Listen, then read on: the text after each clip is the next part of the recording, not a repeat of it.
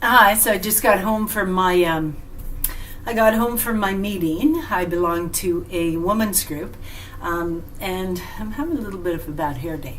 Anyway, so I just got home from my group, and I just wanted to kind of tell you something. Something really weird happened, and I truly believe that the divine pushes us in the direction that they need us to go. So I had a meeting. I had a meeting today at 10:30, but I was slow to get moving. I think it was like 10 after 10, and I was still trying to rush to get ready to go to this meeting.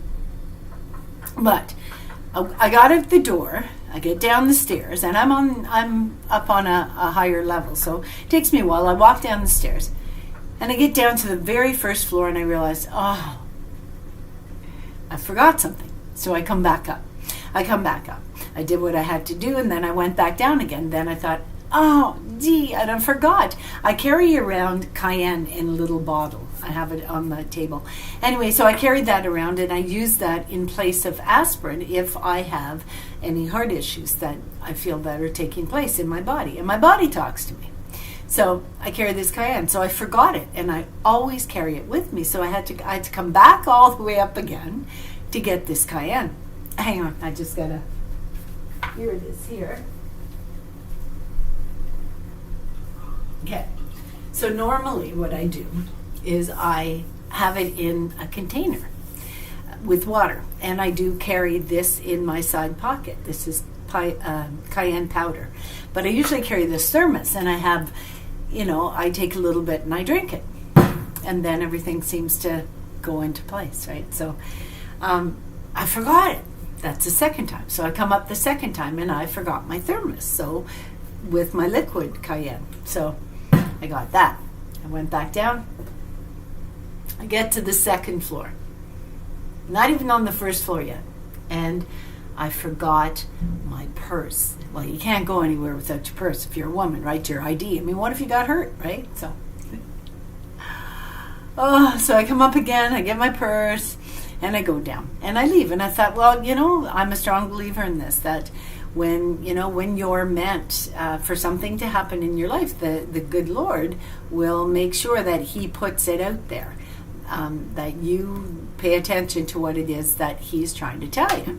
So I truly believe that he was pointing me in like trying to hold me back. Like it's that old case where you miss the bus, right? And then you're running to catch the bus, and the bus just takes off, and then all of a sudden you hear the bus got in an accident. It's the same thing. So I truly believe that the good Lord lets me do what I got to do when he thinks it's time. So anyway, so I get to the meeting, everything's going kind of kosher, and I get down to the meeting, and I couldn't get in. The door was locked. Couldn't get anybody on the phone. I thought, maybe they canceled the meeting. So I left. Yeah, well, they didn't cancel the meeting. What happened was somebody had locked the outside door, and so the people who were coming to the meeting weren't able to get in, unbeknownst to the people who were already there. So I missed the meeting. And I thought, whatever. So I started walking home. And I get to the corner, and there's a lady my age. Well, she's my age. She looks my age. And we started a conversation, and we talked.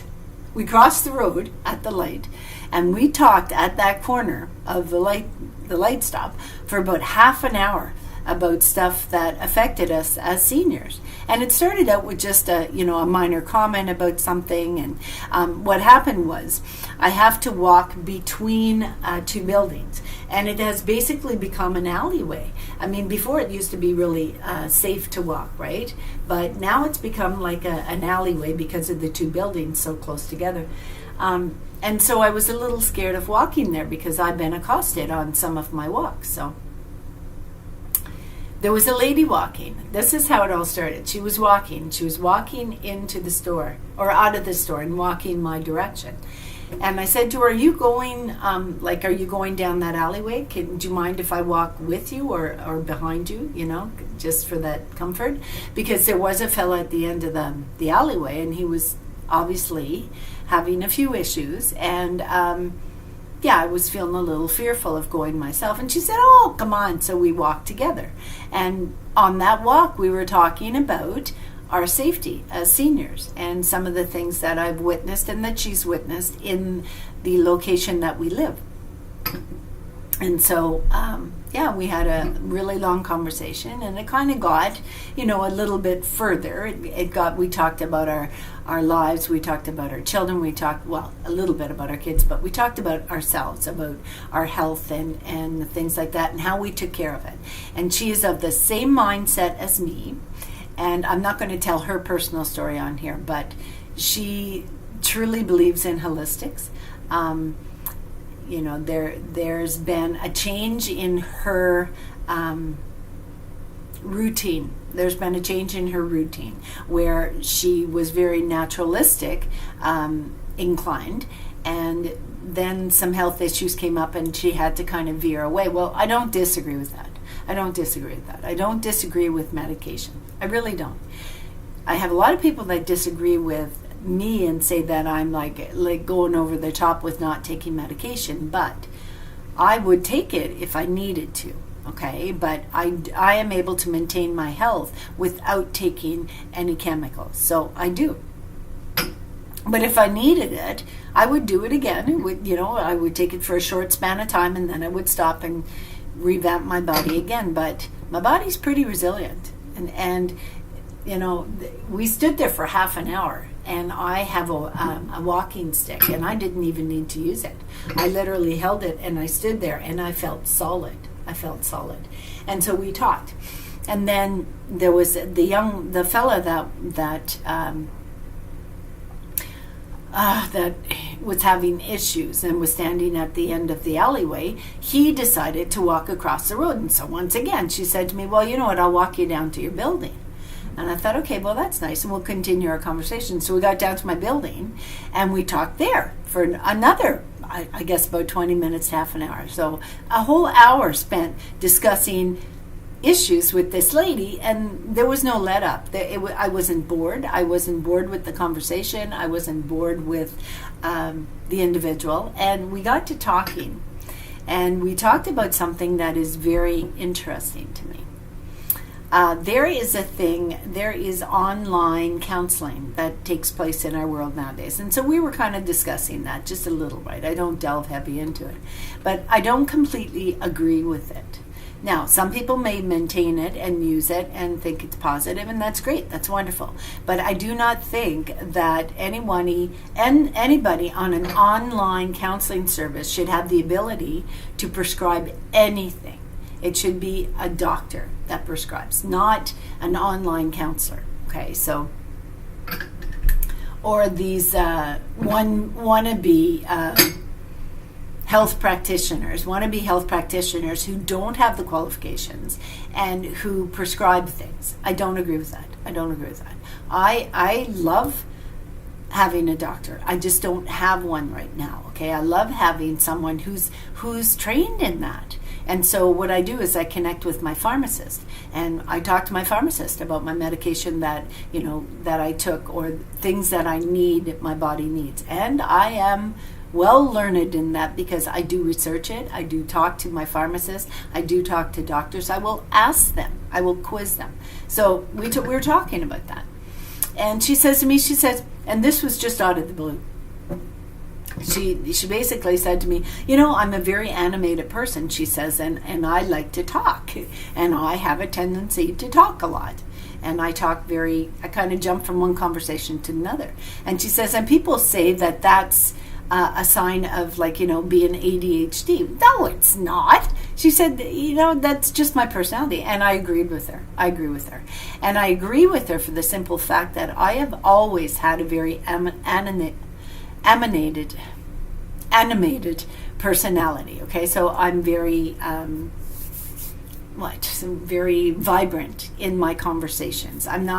There was a period of time when I was young that I was really shy, and I wouldn't say poop with a mouthful, you know what I'm saying?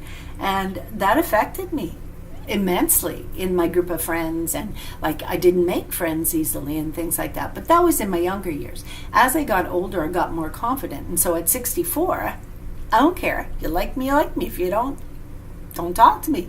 It's as simple as that, right? So But I'm of the same bent. I will start talking about something that will trigger something else, and then we'll talk about that. But we had that equal give and take, me and this lady.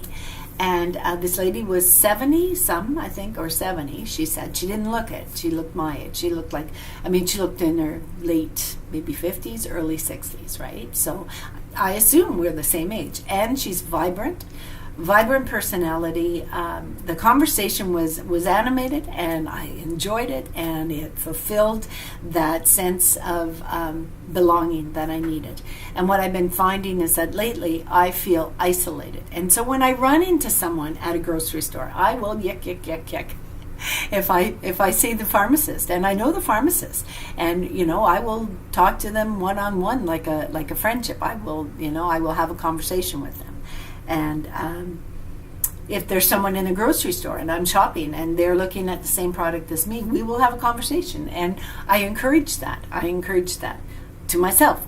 So because that's my personality. I'm just that type of person. And I'm not going to take medication to drown that out. I'm not going to take medication to get rid of that part of me that was animated or is very active, right? I'm a very I can't think of the word. Animated's the only word I can think, but I'm very kind of like vibrant, exuberant type of talker. And I like it. That's my personality. That's what I like about me. That's what keeps me active, keeps my mind young. And she was of the same bent. She said, keep the mind young and everything's going to follow along. And I agree with that. Don't squash the part of your personality that has made you. Okay, don't squash that personality because somebody else says that you talk too fast or somebody else says that you can't stay focused on one conversation. That's part of your personality. It's part of your personality. And if you can't focus, there's usually a reason behind it. Too much stress, too much sugar, not enough sleep. There's usually a reason behind it. It doesn't mean that you're ADHD or that you're autistic or that you're mentally incapacitated in some way. You know what I'm saying? And I know people who have those challenges, and I don't like to call them illnesses, but those challenges, and they function perfectly well in life, okay? But the society that we live in, they give you everything. For everything, there's a cure. There's a pill. You got a headache, here's a pill. You got a stomach ache, here's a pill, right? Instead of saying, you got a headache, are you stressed out? Are you smoking too much? Are you not getting enough fresh air? Are you not eating right? Let's look at your eyes. Let's see the color of your eyes. It doesn't necessarily mean that you're mentally incapacitated in some way or you're specially challenged in some way. That doesn't... What? So I have education. I have a good education. I had amazing jobs in my lifetime. I'm ex-military. I've had very good jobs. I ran a business. I'm perfectly capable, right? There's nothing wrong with me. I don't need to take a pill so that you can understand why I like to get involved in a lot of different activities at one time. I multitask. I raised 3 kids of my own. I multitask. I had to be mother, father, and groundskeeper. I took care of all those things. I was nurse, I was doctor, I was caretaker, I was counselor, I was psychologist. I was I had to multitask. Nothing wrong with that. And, sometimes I would get overwhelmed. And I remember sitting on the couch and I remember crying I can't do this. It's just too much. But if you break it down into small chunks, you're not going to have to reach for that bottle of medication in the cupboard to calm you down. Reach for that glass of ashwagandha. Or you can get ashwagandha tablets now. Not capsules, tablets. I don't like capsules, but the tablets, you can buy them. You can get them at the health food store, and they help to control the cortisol level. And I'm telling you, I don't know how many times I got to tell you people out there, it works. It really works. It takes down your cortisol level, and I've used it in my health regime. And you know what? I'm doing fine. I feel better now than when I was in my 30s and 40s. I'm more fit than when I was in my 30s and 40s. Maybe my stamina was a little bit longer back in those days. But I'm kind of wondering at that now, because I can, I can multitask like crazy. I really can. Comes with years. Anyway, see, I got off topic. But that's my personality. And because I'm isolated. So I'm isolated, I like to talk. What's wrong with that? Tell me that you don't feel isolated, and tell me that you don't feel loneliness. A lot of us do. Many people don't. Maybe the type of person likes to be alone. But maybe it was something that was basically forced on you, where you felt you didn't feel confident, and so you pulled away from groups, and you pulled away from your support system or your peer system. And that is what happened with me. I'll tell you in a second.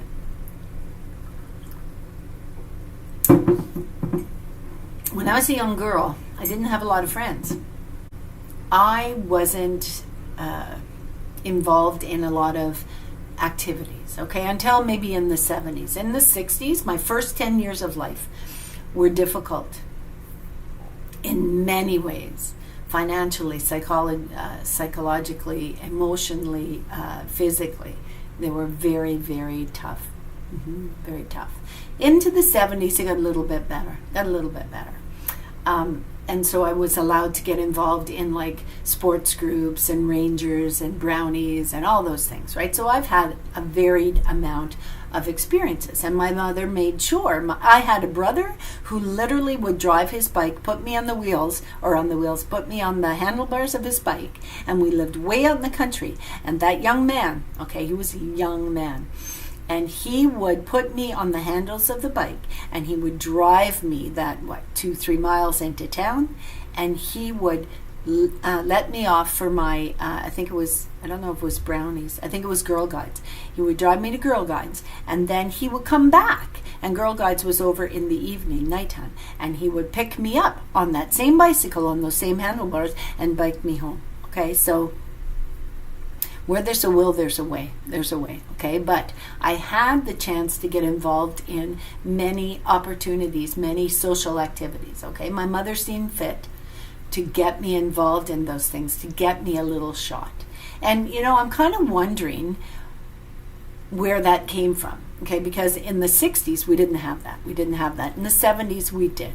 And it was encouraged. And I'm wondering whoever it was that encouraged my authority figure in my life to get me involved in those activities. I thank them. And I'm thinking it might have been my older brother who has since passed. So if it is, I thank you. And then after that, I joined the military, and I always had a group to belong to, because I needed that, right? And a lot of the times we're isolated. And so we reach out to someone who's going to listen. And there are online counseling courses or counseling sessions that you can get, and I agree with them. I think they're amazing. I think it's wonderful. However, I do not think that they should be allowed to prescribe anything or even hint at anything. They should not be allowed to do that, because they are not adept in that circumstance. They're not adept in that situation. And so I don't think they should be allowed to prescribe. But we were talking about that. And she, the lady that I met, she was of the same mindset as me. And the conversation was animated. And it was interesting. And it was like we went from one part of the conversation to another. That doesn't mean we're not focused. That doesn't mean that we've got mental incapacities, or that, we can't keep the topic going in one direction. We didn't want to keep it in one direction. We wanted to talk about this, that, and the other thing, right? That's normal. That's not abnormal. That's normal. And having an exuberant personality or an animated personality, that just shows that you love life. I love life. I do. That's why I'm fighting so hard to hang on to it. You know what I'm saying? So to those kids out there who are isolated and, you're having problems, and I have seen this.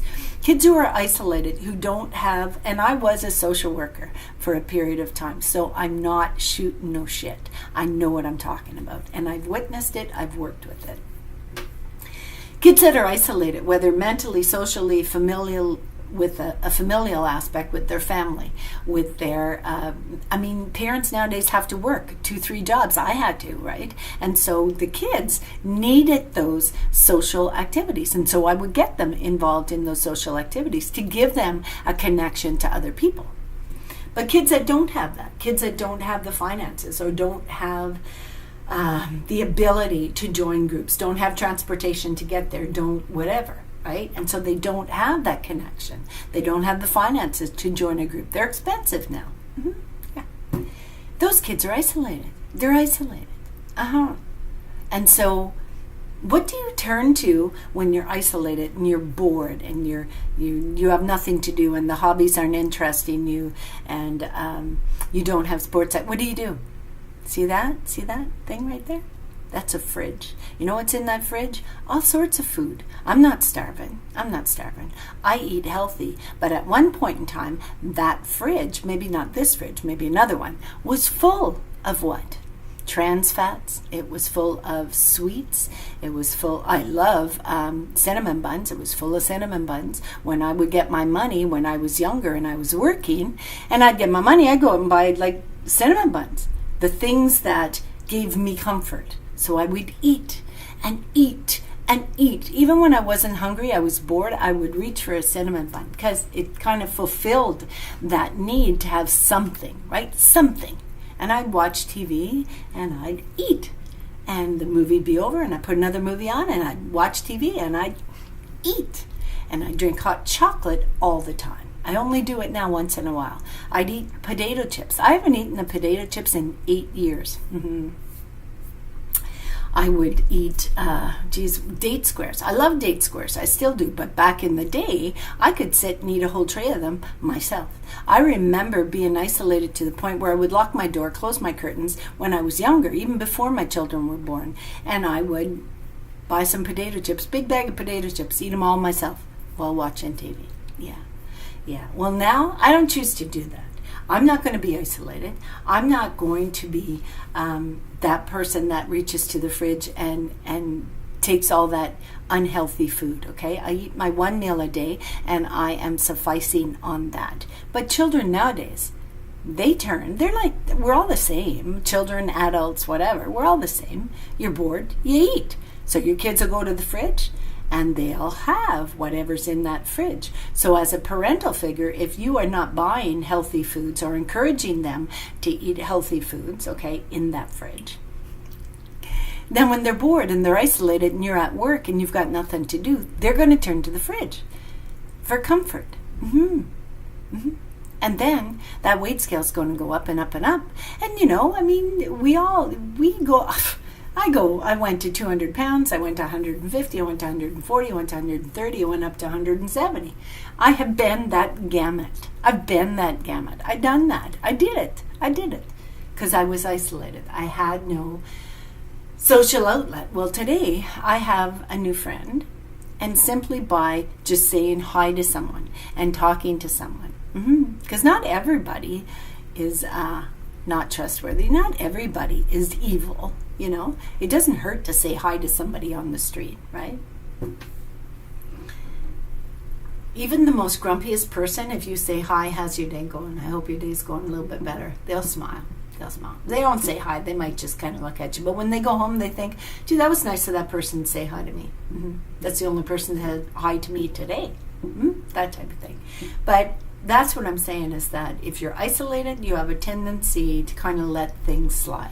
Kids let things slide all the time. So if your children are gaining weight, if you're gaining weight, don't be looking to see if you're mentally incapacitated. Don't be saying, well, I did it to myself, and so, I'll deal with it. It's not a big deal. Yeah, it's a big deal. It's a big deal because when you gain weight, usually it's from eating the wrong fats and your body is inflamed, okay? So when you gain weight, there's a reason for it. Look at that reason. Don't just say, I did it to myself and this is the way I'm going to be, right? If you take control of your life, if you do what you need to do to get yourself healthy, okay, look at your body. What are you eating? What do you need to eat? The big thing for me is this kefir. And I have been drinking it very regularly. and it keeps my weight in check. My gut microbiome is right tippity-boo. If I have a cut, an injury, it heals very fast. And I got this idea from my youngest daughter. She used to be really into the health things, and so she taught me a lot of stuff. She's a very smart girl, like her mom. Anyway, she's pretty right on. She knows what she's talking about, and she taught me this stuff. She even taught me how to say kefir. I can't remember now. Anyway, she was giving me trouble about it yesterday. So, but this is what I drink, and this helped me get my gut microbiome back in shape, and that is very, very important. But you can't drink this and then still eat the trans fats and the sugars and the high sugar foods, right? You can't. You're defeating the purpose. What you want to do is you want to cleanse your system. You want to do a cleanse. Now, I don't agree with 5-day cleanses. And you see how we have strayed off topic, talking about isolation and meeting someone, to now talking about kefir, right? Well, that's my personality. That's who I am. If you don't like it, change the channel. I'm not going to take a pill for it. Anyway, so kefir. Right? I drink it every day. It gets your gut microbiome back in shape. It gets rid of the inflammation, but you cannot eat copious amounts of sugar products and copious amounts of trans fats and things like that. You can't have a big bag of potato chips, right? So what you do is you look at your life and you see, okay, what's in my fridge? What's in my fridge? Do a cleanse of your body and your fridge, right? So first your body. Water and lemon juice, okay? Water and lemon juice first thing in the morning, 6 ounces. Yeah, and then I drink 6 ounces of kefir with cinnamon, okay? And that's it. And then 2 o'clock or 2:30, I will have my meal, my one meal of the day, but I have everything I need in that one meal. And my body has become accustomed to it. So at 2 o'clock, my body's starting to grumble, my stomach, and it's time to eat. And I will eat my one meal, and then I will not eat all night. If you eat after 7 o'clock, you're not giving your body a chance to get rid of the stuff that's in there now. And so that's what I'm saying. Cleanse your body, and then after you cleanse your body, cleanse your damn fridge. Cleanse your mind. Cleanse your mind of these people who say, well, you can't focus. There's something wrong with you. I don't care. Focus? I can't focus, and so I need to take a stimulant? What? That doesn't even make any sense. And why would you take a stimulant if you can't focus? What? What? Stimulant is, I don't get that. I don't get it. And sometimes they give you a depressant. Why would I want a depressant? I worked with kids who took depressants, okay? I worked with kids who were ADHD, and they came to school and they were active and they were fun and they were like animated and exuberant. Now, behavioral patterns are different. Aggression in a child that's being treated for ADHD can be caused by the medication. They have to look at the medication and how much that child is taking. And I'm only talking from personal experience. So get off your high rolling horse, okay? Get off your horse. So anyway, the kids would come to school, and when they were medicated, they were like bloody zombies. We couldn't get anything out of them. They just sat there and kind of stared at us like, and you say something, they say, yeah. But they were just like that. But when they came to school and they weren't on the medication, they were exuberant. They were animated. So what? They were children. There's nothing wrong with being animated. There's nothing wrong with being exuberant. There's nothing wrong with being happy about life, okay? But give you a pill. And there are repercussions from taking pills that you don't need, okay? If you take an overabundance of stimulants, it can affect your kidneys. It can cause a kidney stroke. And that, you can look it up. I'm not saying I know anything. I'm not a doctor, but taking an overabundance of any type of medicine, even holistic medications, okay? You can stimulate your body. You can understimulate your body. You can crowd out. If you take a high amount of omega-9 or omega-6s, you can crowd out the omega-3s. You need that even balance, right? You need that even balance. So all I'm saying to you is, I disagree with someone labeling anybody because they're exuberant. What? And if you can't focus, it's more than likely because you got too much on your plate and you haven't organized it. That's it. Sit down with a piece of paper one night and just organize it. Do one thing at a time. Simple as that. I had to multitask. I raised 3 kids on my own. And you know what? Those 3 kids, they turned out pretty damn good considering all the mistakes that their mother made. And for those mistakes, I'm truly, eternally apologetic. Apologetic. Yeah. So that's just my little rant and rave. I made a new friend today. I'm going to finish my coffee. I am going to do a little bit of baking. I might bake some ginger cookies because ginger is anti-inflammatory. And I'm going to make a plan for the rest of the weekend into the weekend. So I shall see you in the next video. And please, please, please enjoy your life, okay? Become exuberant. Become exuberant. Have animated conversations and see how freaking good you feel after. I felt like I was walking on cloud 9 after that conversation because I was able to get it all out. I was able to get it all out, all my feelings. And there was someone on the other end of that conversation that was feeding back to me. They were feeding back to me, and they were feeling the same way I was. So it was like an equal give and take, and I felt amazing, and my sense of isolation kind of drifted out the window. So I'm telling you, if you find yourself isolated, get involved in groups. Get involved in a walking group. You don't have to pay money. I mean, it's expensive to join a gym. Make a walking group of your own accord. Okay? Start a craft. Start a craft. There's a period of time where you lose interest in everything when you become isolated, and you go through this psychosomatic illness. You get depression, and you get like, oh, I can't focus, and horse crud. You don't need medication always, okay? There might be those people that need it, okay? There might be those people that need it, but I, for one, I'm animated, I'm exuberant, and my children inherited those traits. They're traits.